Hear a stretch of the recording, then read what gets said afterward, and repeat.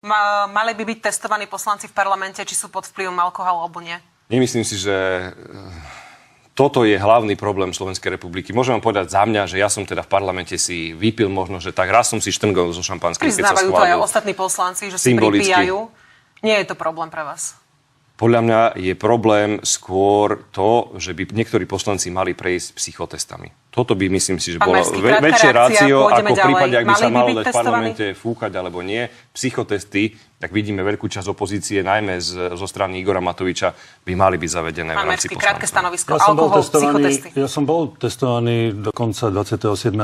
novembra, v deň mojich menín. Prišla televízia, vaša televízia za mnou a dala mi fúkať.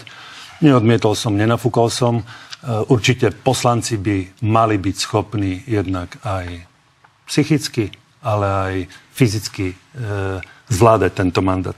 A určite nemal by ich sprevázať počas výkonu ani alkohol, ani drogy, ani nič iné. Ja absolútne súhlasím.